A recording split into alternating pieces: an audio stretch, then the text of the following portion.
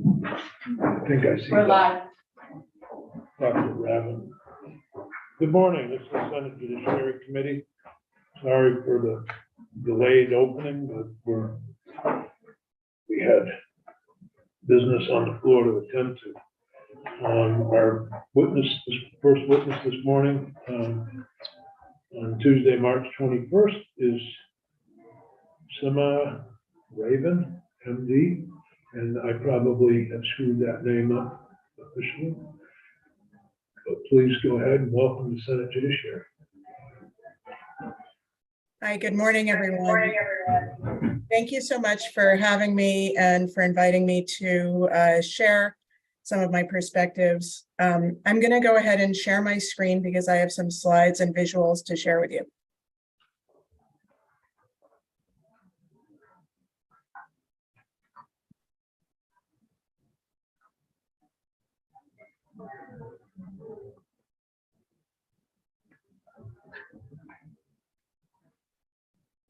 Very good. Can you see my screen now? Yep. Excellent. And you can hear me okay?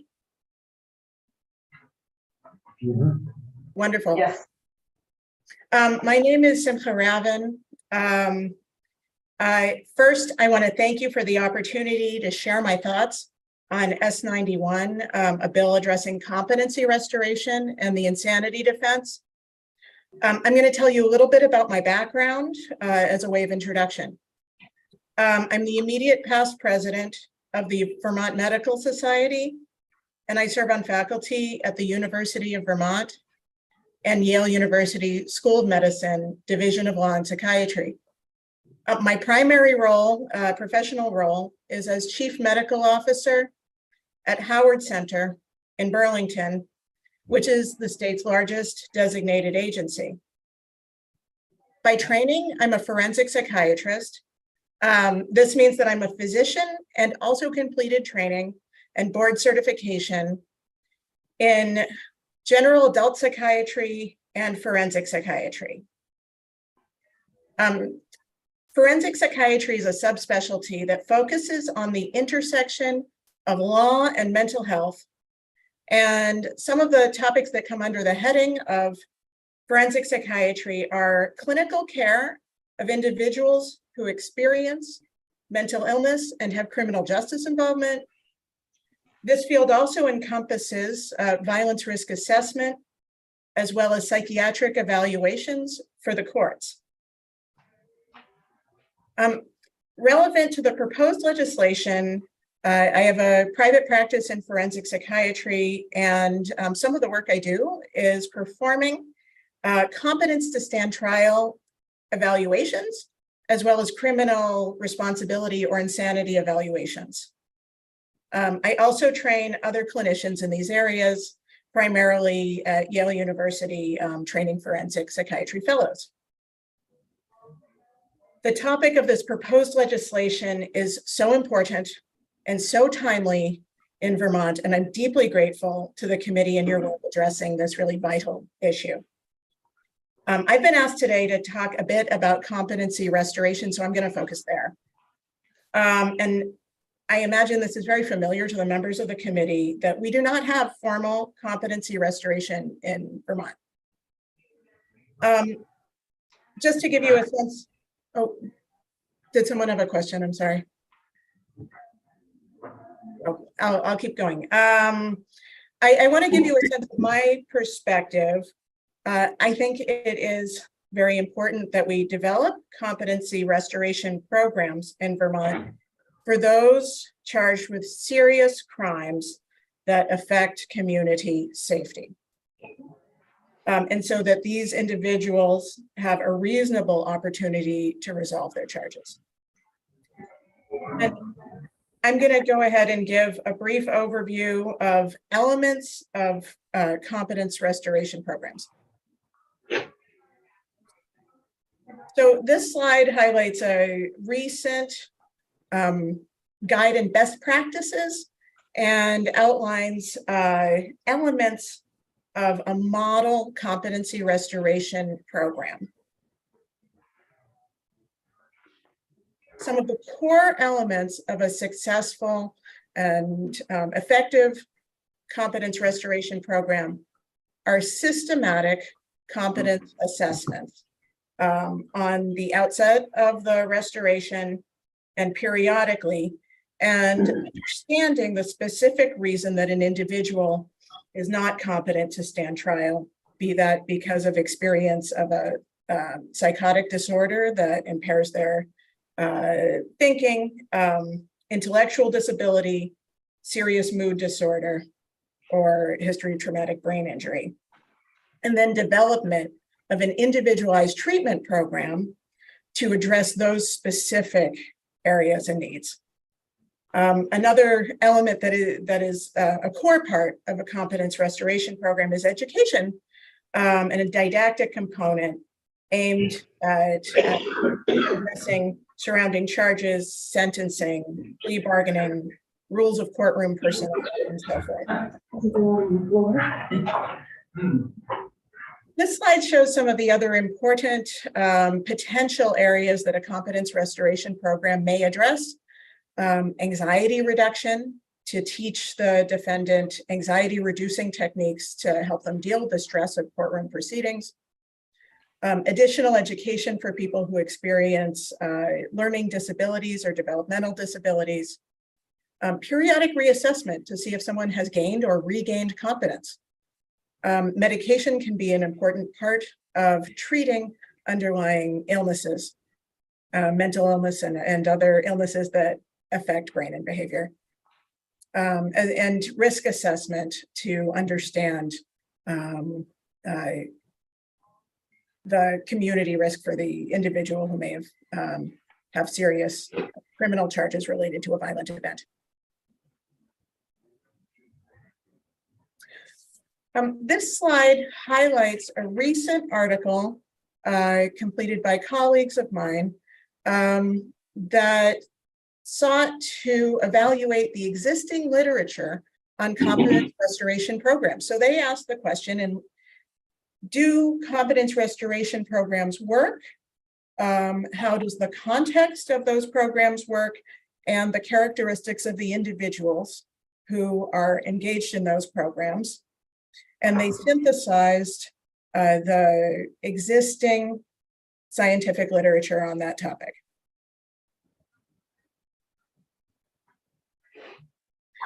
So one of the things I wanted to highlight on this slide is some of the different contexts in which competence restoration can take place: hospitals, jails, and in community settings. This table presents data from multiple studies that look at competence restoration programs in these three settings: hospitals, state hospitals, jails, and outpatient settings.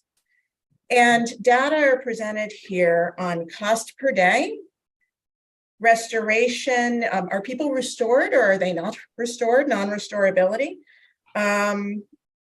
diagnosis, and dangerousness of the crimes for which people have criminal charges that they're undergoing competence restoration. I wanted to highlight something interesting here that I found useful and informative. Outpatient restoration in the third column is typically and understandably reserved for defendants facing less serious or nonviolent criminal charges. And it's also less costly, understandably. And in addition to cost savings, research increasingly suggests the possibility that greater numbers of incompetent defendants can safely remain and be housed in the community rather than in a restrictive setting. I was sort of curious about why individuals who undergo competence restoration in outpatient settings look like they're restored less often than in other settings. And the authors posited, and I agreed, that there are a couple different things that may contribute to this. Generally, people who are in the community and participating in competence restoration programs experience less impairment, but they seem to be restored less frequently. One of the reasons for this is that it's reasonable to suspect that defendants accused of less serious crimes and who are more amenable to treatment may be more likely than hospitalized defendants with more serious charges to either have charges dropped or resolved via diversion programs. So some of these folks may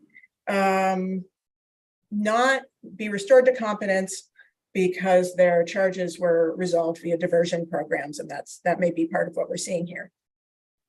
The other thing that is useful to note is that people who are found not competent to stand trial are more likely to be of lower socioeconomic status and may struggle with limited access to resources, including transportation to get to the competence restoration program, and also may experience housing insecurity and homelessness, which makes it difficult for them to engage.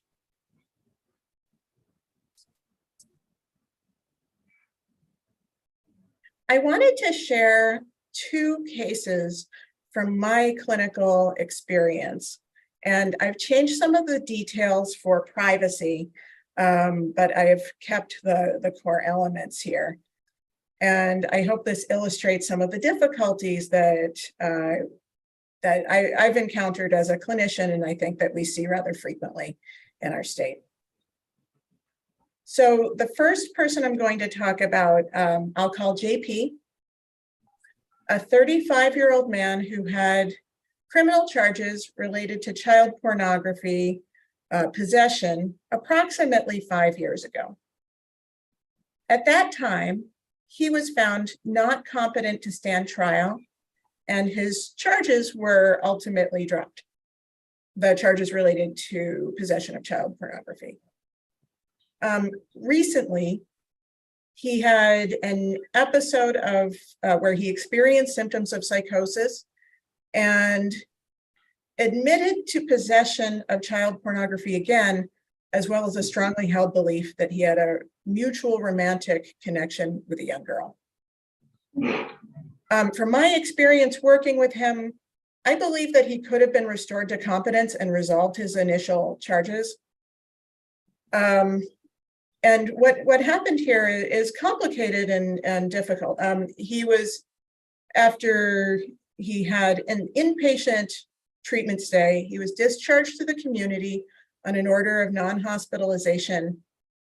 And once in the community, he did not actually follow the conditions of his order of non-hospitalization, some of which were engaging in treatment for sexually problematic behaviors and abstinence from substances of abuse. But he also didn't meet the threshold for revocation of the order of non-hospitalization.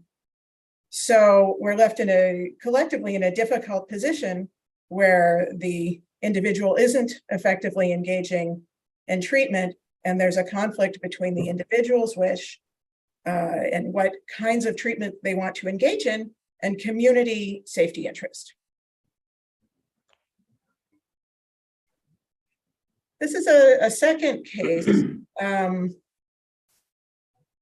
that I think is also illustrative. I'm going to call this individual JB, and he was a man in his mid-50s who had criminal charges related to threatening a neighbor with a firearm and then shooting the neighbor's dog non-fatally. He was found not competent to stand trial and had an inpatient psychiatric hospitalization and found to experience symptoms of psychosis, namely paranoia.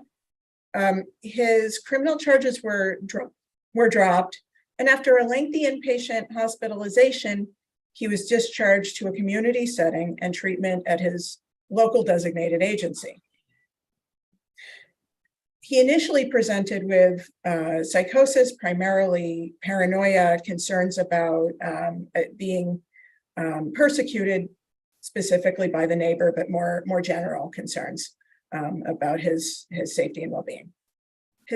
These symptoms resolved well with treatment, primarily medication in this case. He was discharged to the community on an order of non-hospitalization that mandated him to engage in treatment with his local designated agency. From my work with him, I thought that he likely could have been restored to competence. And when he went into the community, he did not adhere to the conditions of his order of non-hospitalization and did not engage with the designated agency or adhere to medication recommendations. But he also objectively was not overtly dangerous. So again, there was a bind between his desire to not engage in treatment and community safety, given the violence that he exhibited when he was experiencing symptoms of psychosis. So I'll leave this here. I'm very happy to answer any questions, and I want to thank you for your attention. Thank you. Are there questions? I appreciate your testimony. The cases you cite are not ones that we would expect to be in a forensic facility, and that was part of the work that went on. Although competency restoration, that's S89 is the other bill that we worked on. It's helpful to understand your perspective on competency restoration and how that might impact the overall picture, but it's still, and I'm sure Howard has the same problem, is in placing individuals who need structure or need help in either group homes or some other facility. Have you found that to be a problem? I'm sorry, could I ask you to repeat the question? Have I found what to be a problem? The placement of people who are in need of competency restoration, if their housing isn't appropriate, if you worked with any groups or does Howard have group homes, for example, that they place people in? So I want to make sure I understand the question. Are there group homes, or does Howard Center have group homes for people who specifically need competence restoration? Yeah. We do not have specific programs or group homes for people who need competence restoration. We have group homes for people who experience serious mental illness and group homes for people with developmental disabilities, as well as other longitudinal and brief stay group homes. Here in my experience in Vermont, we don't have specific programs aimed at people who have been found not competent to stand trial and aimed at restoring or gaining competence for those individuals. We don't have. I may have asked the question in a way that wasn't as clear as it could have been. For example, somebody who gets arrested 100 times constantly, but is not competent to stand trial. And communities are obviously upset with that individual. While we're trying to treat that individual, what options are available in Chittenden County or through Howard? That might have been a better way to ask the question. Okay, thank you. I saw where one of your examples was with child pornography was arrested again, child pornography. So what are some of the options that have worked or not worked? So I think you might be getting at court diversion programs. Howard Center has some court diversion programs, as do other agencies, and those are a really important element to treatment, to divert those from the criminal justice system who really need treatment. and who can be successfully treated through diversion programs. Those are generally aimed and focused at people with nonviolent crime and less serious criminal charges, and are often very successful. Howard Center has programs for people who experience chronic and persistent mental illness, as well as a wide range of conditions and experiences. And there's a subset of those individuals who have persistent criminal justice involvement, though the vast majority do not. And just to think about that population of people who experience serious mental illness, they're more likely to be persecuted or harmed by others than to be a risk themselves. But there's a small population of individuals who exhibit violence and aggression in the community who also have serious mental illness, and that's the population that I'm suggesting and advocating for competence restoration programming. Thank you. Other questions regarding the competency restoration process? Go ahead. Yeah, go ahead. Good afternoon, doctors. Good morning. It's Eric Fitzpatrick, the legislative counsel for the committee. I was just asking whether, I know the committee has heard some testimony about whether or not the range of psychiatric professionals who conduct competency evaluations should be expanded. In other words, whether there might be other people who with advanced psychology degrees, for example, doctorates in psychology, who might also be able to conduct competency evaluations, and thereby I think the thought was perhaps reduce some of the backlog. So just wondered if you had a perspective on that. Thank you. One of the things I have thought about with our restrictions on our restrictions in Vermont on who can perform competence to stand trial evaluations is we have a guidance and restrictions that individuals who experience developmental disability need to be evaluated by psychologists. And I've always been curious about that. In my experience in other states and in my training and the work I do training others, I think that physicians have and forensic psychiatrists have skills and background that apply to evaluating people with developmental disabilities. And this particular kind of evaluation doesn't require a psychologist.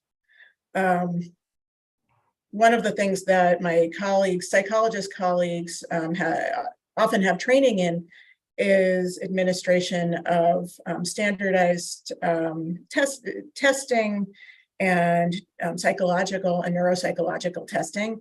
But in my experience, it's very, very rare that competence to stand trial evaluations require that kind of testing.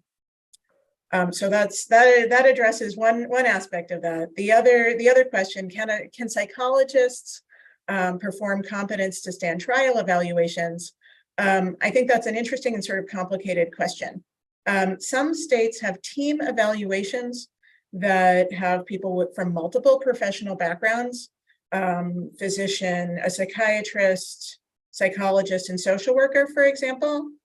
My concern with having psychologists perform evaluations independently without somebody with medical background is that I'll often find when I evaluate someone for competence to stand trial that they have a medical condition that affects their competence, and that recognition of that requires medical background. So I think that would be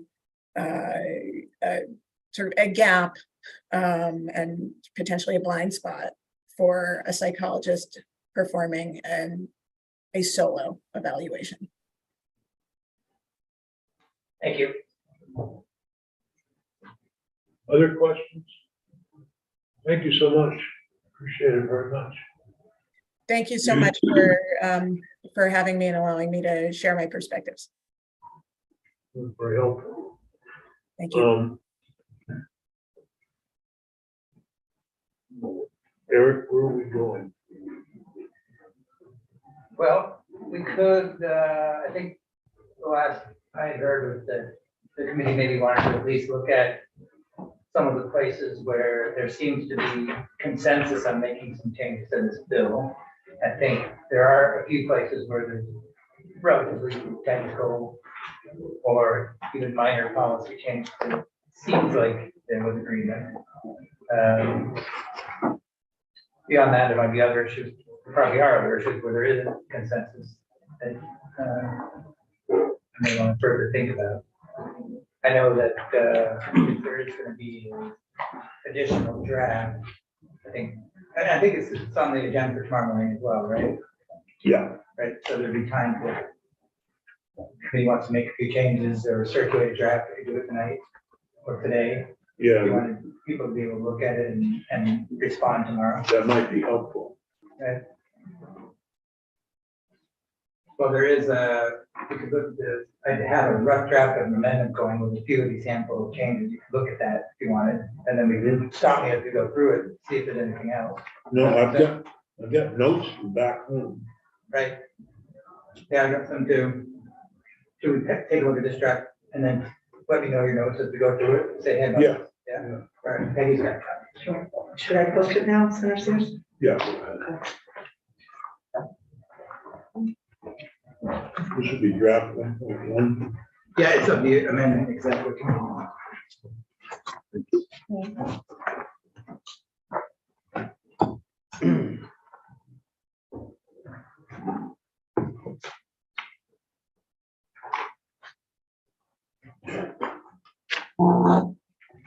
Eric Fitzpatrick with the Office of Legislative Counsel. Good morning, everybody. Talking with the committee about a possible Judiciary Committee strike-all amendment to S91 and activating the compensated to stand trial and insanity as a defense. I believe the committee had thought that as a first step, you could look at a few changes that appeared there may be consensus on among the parties, or at least that the committee itself had asked to appear in the next draft. And we can walk through those, and then as we're going along, if there's any other changes that you have or had taken notes about other possible amendments to this version, feel free to jump in, interrupt me, stop me, and we can talk about those. Does that make sense, Senator? Mhm. So you'll see that and these the two first two sections, sections 1 and 2, are the change that's being proposed is connected here, and that it has to do with, and you remember when I did the initial walkthrough of this, I pointed this element of the proposal out, and that's the language clarifies and provides specifically that the defendant's responsible for hiring their own forensic evaluator for purposes of the insanity defense. That's in subdivision section 1. And then in section section 2, this is page 3, subsection B, lines 7 through 9. There's actually no change here, but it's important to understand that the two sections are related. That has to do with the competency piece. So remember, you've got two different things going on. Competency evaluation that has to be, is a threshold matter. This competency has to be established for the defendant to stand trial. And you've got the insanity defense, which is defense the defendant has to raise themselves. When we say the state is paid, Right.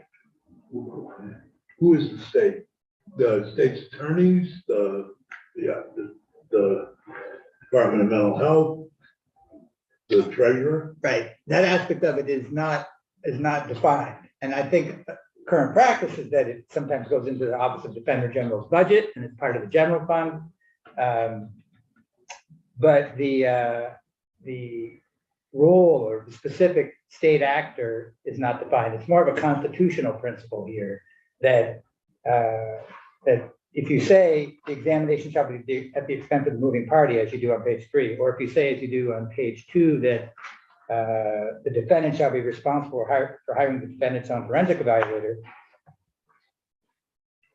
if you were to, indigent defendants have a constitutional right to have the state pay for their forensic evaluations. So the language is intended to clarify a potential ambiguity so that it's not implying that an indigent defendant would also have to pay for their own. Because Right, I understand that. Right. As to who it is, yeah, that's a good point. And it's not Not clear today. not in the language, maybe in practice. In practice, it's clear, we pay for it, it comes out of the OPG budget. Okay. So you'll see then, two things different in section 1. In addition to what I just pointed out, that you're tracking, you're paralleling the same language that you had in section 2 regarding competency evaluations. You've just taken that language and also, and I think it was Senator Baruch who asked about this when I did the initial walkthrough, who said, could we repeat the language on page 3 about the state paying for the evaluation? Could you repeat it for the insanity defense? And that's what's done, top of page 2, lines 3 and 4. In addition, you'll see there's some language struck there. And this was surplusage, really. It was repeating something that actually raised some confusion about when it is the defense could be raised, because that's already covered in the rules of criminal procedure. So there really was no reason to reference it there. Yeah. So those are the first couple of sections, the only changes I have in there, but I can pause for a moment. in What case is there's- rule 60? Or have I gotten ahead of ourselves? Yes, that's, oh, sorry, thank you, Senators. Yes, that's also in section 2, over in subsection C of section 2.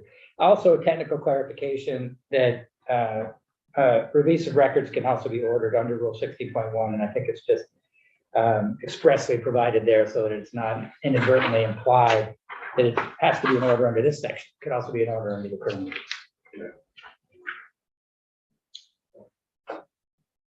Moving on to section 3, this has to deal with what happens in practice. This was adding some language that clarified that this is the motion for the examination,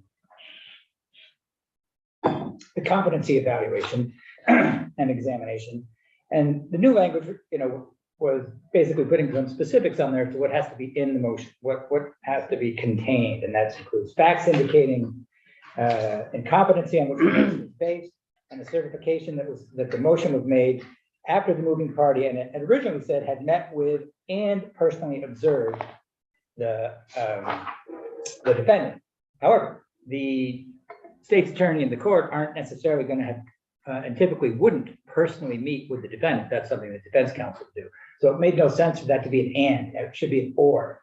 So in other words, if the state's attorney or the court is motioning for the evaluation, they could do it on the basis of their observations of the defendant rather than their personal meeting with them. So that's why it's an or, it could be either or.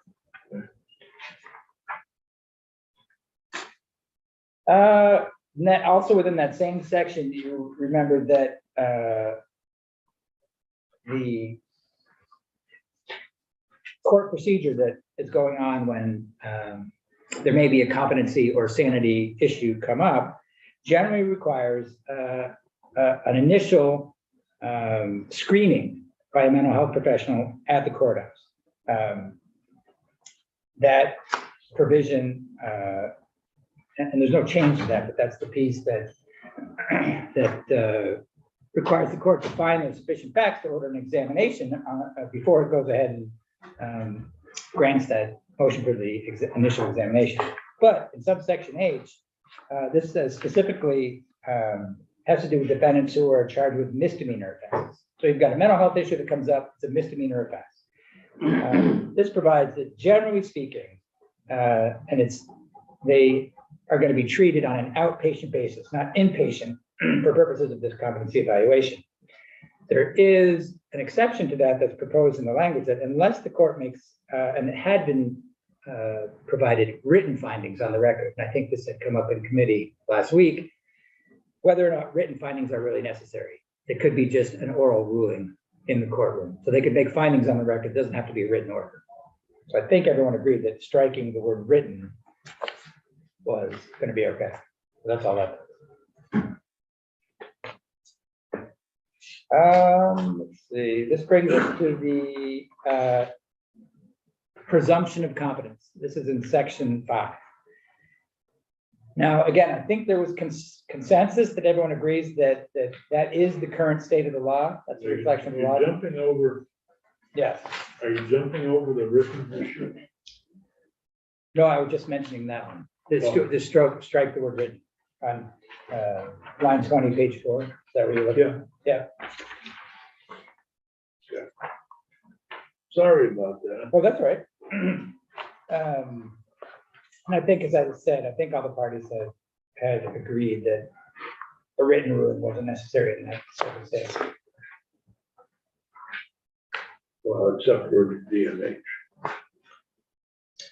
Right, that could be. They weren't on board with that one. Well, I think they were working it out.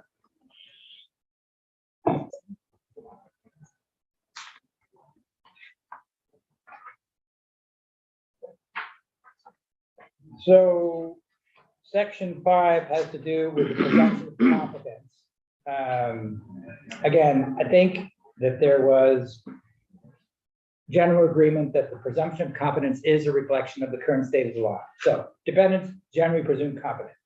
I think it was Mappilario who suggested that the burden of proving incompetence by a preponderance, and that subsection B also be clarified to provide that the person can't be tried for a criminal offense if they're found incompetent by a preponderance, that be there expressly, because one wouldn't want the language to be interpreted to require a defendant to prove incompetency by clear and convincing evidence, which would be unconstitutional anyway. But I think that was the idea of that being expressed. I'm just wondering, with this addition, says a person shall not be tried for a criminal offense if the person is incompetent to stand trial or is found incompetent by a preponderance. I'm just wondering about the is incompetent. Isn't it always that they're found incompetent? I think if I'm understanding that correctly, that there isn't necessarily a finding the parties can agree. Right? I see. So if the parties were to agree, then they haven't technically been found incompetent because there was no investigation into competency. So it's a stipulation. And that would be is incompetent. That's my reading of it. Yeah, Okay. That's what my understanding of. There wasn't always that judicial finding. Yeah. Parties may just agree that Okay. competency has not been established, and therefore the defendant can't be tried. Mhm.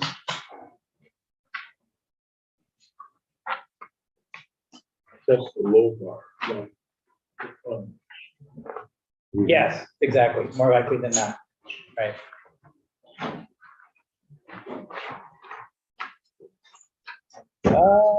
And I think that the only other changes at this point are to the competency restoration program. That's in section 7. And you remember, I think there was discussion about that the way the language had been phrased sort of presumed that there will be a plan, that the plan should be proposed, as opposed to permitting the department in the course of conducting this study and report to determine that competency restoration program plan should not be adopted. So the idea was to allow for that option. So you see, it's sort of rephrased. Instead of saying shall report on a plan for competency restoration program, shall report on whether the competency restoration program should be adopted. So it gives them the opportunity to decide it's not a good idea, it's not a good policy, rather than sort of assuming that that should be the policy and just requiring a report on what it would look like. Mhm. That's why the first clause is added to the second sentence on line 9 as well. So only if that competency restoration plan is recommended, does the report go on to include recommendations for best practices, etc. And again, those are some relatively minor changes. There may well be other issues that have come up that committee might want to think about adding, but I don't know if there had been agreement on those yet. I will say that the way that's written makes it seem, one possible reading is that the governor and the Senate committees on judiciary and health and welfare are the targets of the competency restoration. In other words, whether we should have our competency restored. Some might argue. But not intentionally written. Yeah. Yes.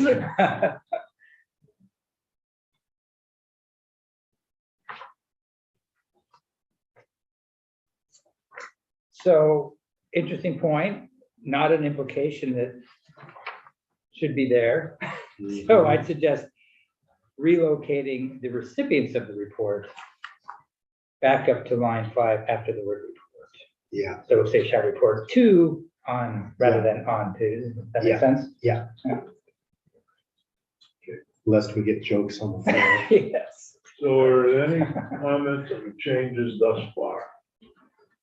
From anyone on the committee or in the room, Marshall, or on Zoom?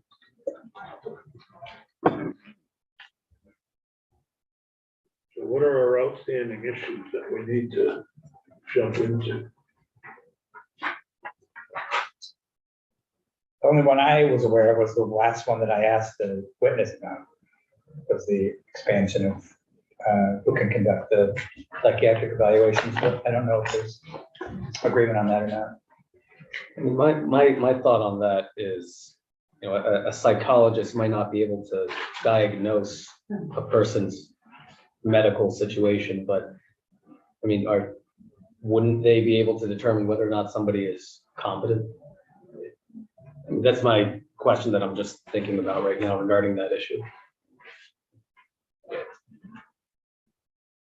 I wonder if maybe we need a little bit more information about what these different mental health fields are trained to do and able to provide. You know, I certainly, you know, I can speak to my field and I know that there are, you know, social workers working within forensic settings, but I don't know actually if they have the tools and training and skills to do these competency restorations that, you know, anyone with a license of mental health to practice clinical mental health can make diagnoses of mental health conditions.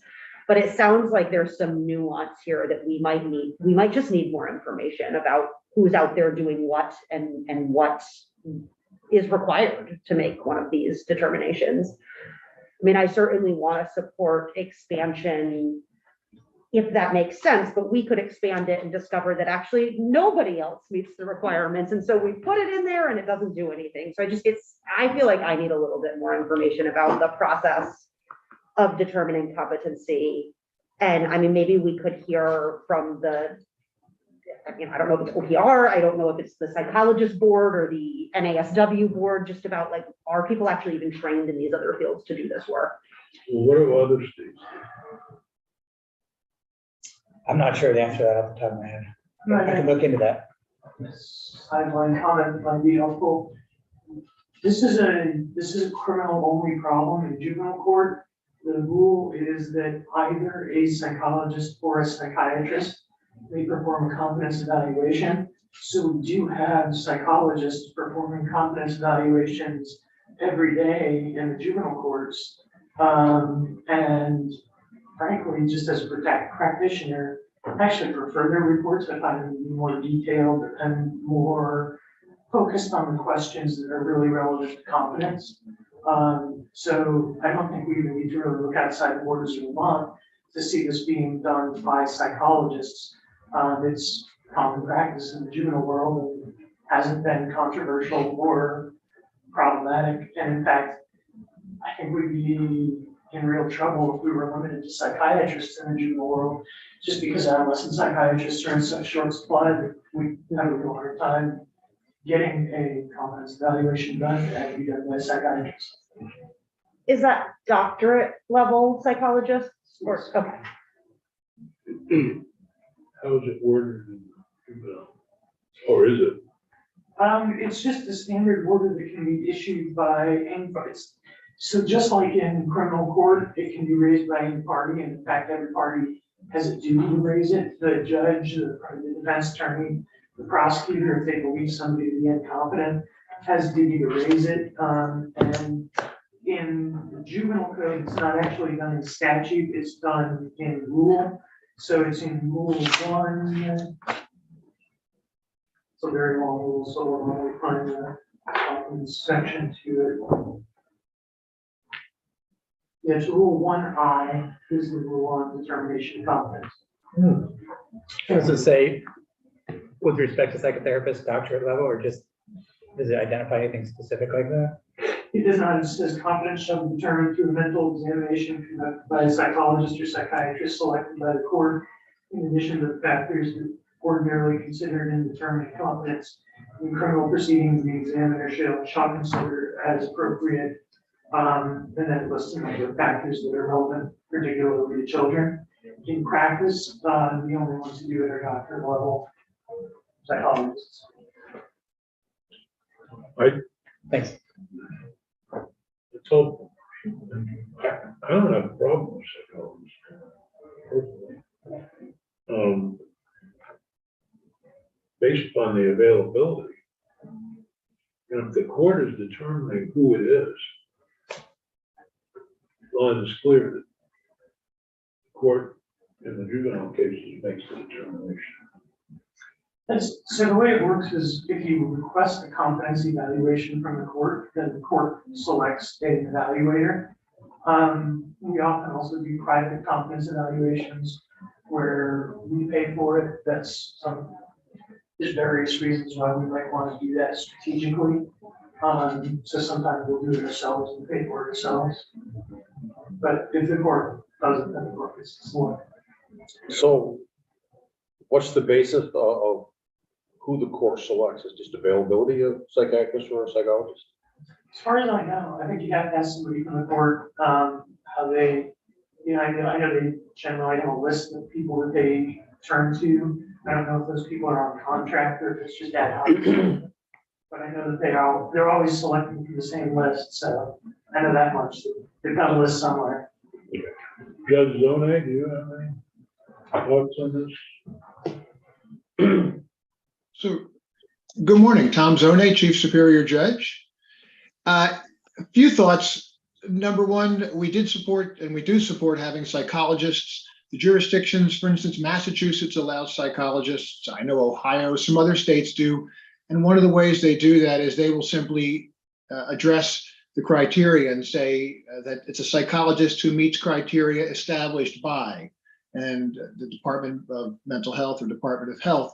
And so that way they don't have a one size fits all model. In other words, just because someone may have a degree in psychology doesn't mean they're qualified to do competency evaluations, but it allows the state to have the flexibility to determine which individuals would. As far as the selection in juvenile cases, I was just trying to email Lori Canty that very question. She would be the one to know that. My understanding was that generally when we order competency evaluations, it would go through the Department of Mental Health, who through contracts would be the ones to then identify an individual. But I can find out that specific information from Lori and let the committee know. Karen, do you have any comments? I am not sure about juveniles. They aren't showing up in the lists I review when we're looking at the numbers. So I don't know how juveniles work. I don't know that we do them. I know we do them sometimes in child in need of aid cases, but I don't know if we do them in this setting. So I don't know that I know enough about it. Again, the department's position was we just weren't sure if there was enough information to understand the potential implications. One of the ideas that our evaluators brought to us was the idea of using fellows. So those are folks that have gone through their psychiatry residencies. They are trained in forensic psychiatry, but they haven't taken their boards yet, because I guess you can only take your boards every year or so. The test is so often. So I think there are different ways to kind of improve the pool, if that's the idea. I don't know enough about how many forensically trained psychiatrists or psychologists there may be out there. When we have put out an RFP in the past, we've only had one person who has indicated an interest, and that's our current contractor, Dr. Donnelly.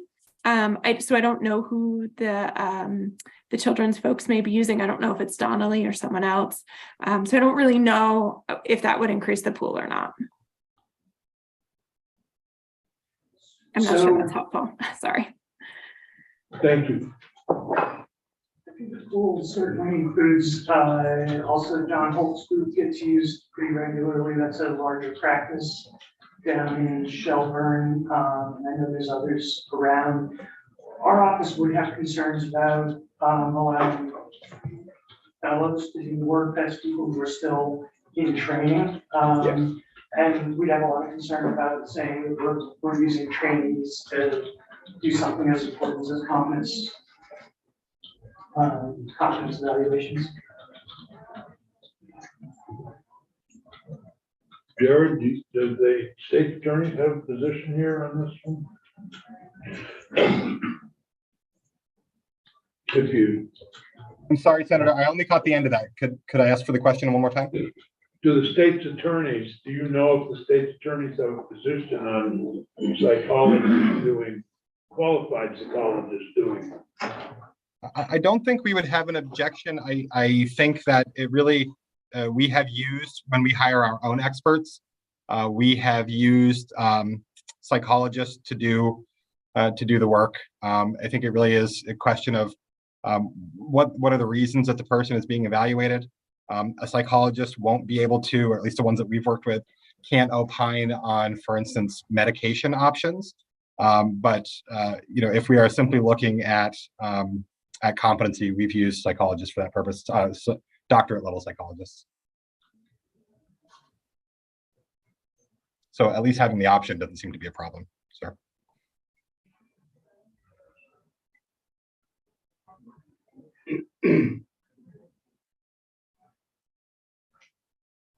I mean, it makes sense to me to sort of align the practice of what we're already doing, for juveniles. And that certainly seems perfectly reasonable, and it sounds like it's kind of up to the courts to make that decision. I think it makes sense. We could do a delayed effective date on psychologists, giving a chance to develop rules. The Department of Mental Health, giving them rulemaking authority on psychologists, that would be, I mean, the requirements would be different for each type of case, I suppose. But there could be rules. You said there's court rules. Court, judicial rules, or? Right, they don't really get into who's qualified and who's not. And in fact, I mean, frankly, the court just turns to the same list of people generally over and over again. As Ms. Barber indicated, John Donnelly his name pops up in probably 3/4 of juvenile competence evaluations in one way or another. Either the defense hires him or the Department of Mental Health hires him. Defense also often hires people like John Holt, Victoria Marie from Vermont Forensic Associates. So there's other people doing it, but there is no set court rule that establishes, you must be a psychologist following particular certifications or trainings. Could ask the sentencing commission to make a recommendation. I think personally, I think adding psychologists to those that can perform, they still up at the party who's requesting. I mean, whether it's the state or the defense or the court. I think the court would, if you said it as an or, I think that would allow the court to choose to appoint, forensically trained psychologist or whoever it is. When I was looking at this a little bit, I think the wording is going to be a little challenging, but if we have time to send it out to people tonight, they can always look at it. Yeah, let's do that. So, I do wonder, and I know that right now the practice in the juvenile system is doctorate level psychologists or psychiatrists, but I do wonder about, psychiatric nurse practitioners, doctorate level social work, like there's other doctorate level clinical providers. And so I wonder if the Sentencing Commission might be able to give us some more information on whether it would also be appropriate to include the broader picture of doctorate level mental health providers. We could always ask the Justice Oversight Committee. Or the Justice Oversight Committee. This is reminding me of when we did the concussion bill and you had to be certified to go back to play. And it turned into a thing about who could certify you to go back in. And, you know, we were expanding. I think it would be fine to bump it to the Sentencing Commission to look at it and have the extended date that you talked about. It'll get us there. It'll just take a little longer and maybe have a broader list. Or Justice Oversight. Yeah. I don't know if Sentencing Commission is really into that particular type of, Yeah. not really a sentence, it's a, Mhm. who's gonna do competency evaluations. And then we could include the psychiatric social workers. Should it include psychologists, psychiatrists? I think that might be, we'll make an effective date of a year away from the other part of the bill. Then pass Justice Oversight Board, and we should make it effective date. You know, April 1st of 2015 or something. 2015. You have a time machine? 2024. You might want to, just because you don't know how next year is going to go time-wise, like if you want to have the ability to repeal the sunset, you might want to give yourself to July 1st, 2024. Okay. That way, you know, you come back, you think about whatever the the Justice Oversight Committee recommends or I actually finds, think it's better Justice Oversight, okay? just given the nature of the discussion. Because we do have members of Health and Welfare on both sides, and Judiciary on both sides. Or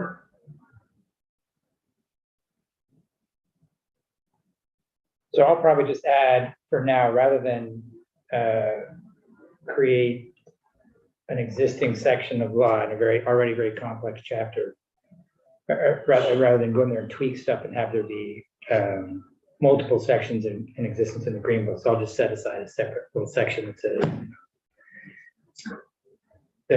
notwithstanding anything else, the psychiatric evaluations can be conducted by blah, blah, blah, and then have that effective July 1st, 2024. And in the meantime, have the Justice Oversight look at recommendations as to whether or not that should be expanded to doctoral psychiatrists or psychiatric social workers or whatever, or anybody else. Does that kind of big picture make sense for what the direction I'm thinking of?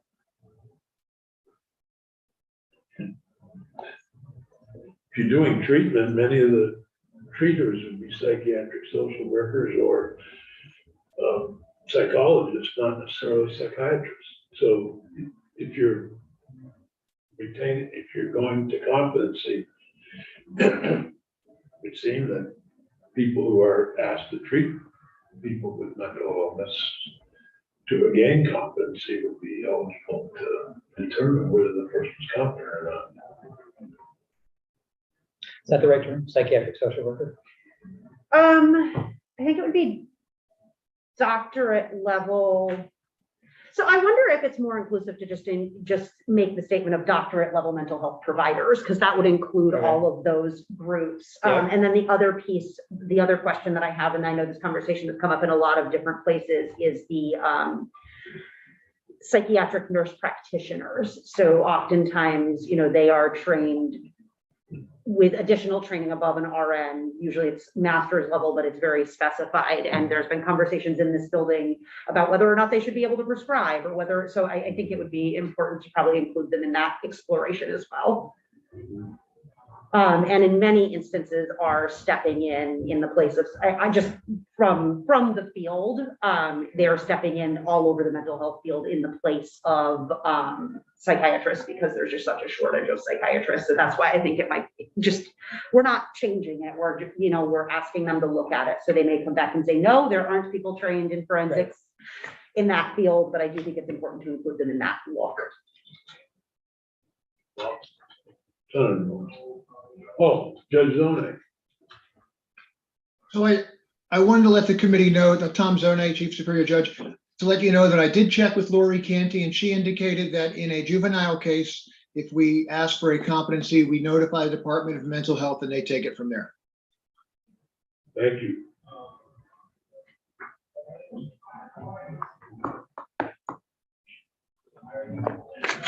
Anything else on 91? Yeah, and the Health and Welfare Committee is gonna take a close look again at what we do here. They're also gonna look at 89. But I'd like to vote 91 out tomorrow. You're gonna do a final redraft and get it out to all the interested parties, and we'll hear final. So I do think, Peggy, that tomorrow you could have Michelle walk through that House bill, Page 41. page 41. Yeah. And then schedule whatever testimony you can put in on Thursday. We have, right now, we have Thursday pretty full too. At age 41, we had testimony here and then Thursday. Yeah, we can always. Have you already contacted people on age 148? Yeah, everybody's confirmed, but I did let these people know that more than likely it's gonna be canceled. Yeah, well, they can come back next following week. Okay, so we'll, do we want to cancel this as well? Well, it's gonna be on the floor at 11, so Yeah, other than a walkthrough, I don't know how much more they can do. yeah. Why So, don't you let Senator Sheen, I won't be here Thursday. yeah. I hope to be here Friday. Yeah. We're not too much pain. Yeah. So let Senator Sheen decide what he wants to do Thursday. Okay. Should I go off live right now? Oh, I'm sorry, yeah. Okay. Yeah, thank you all.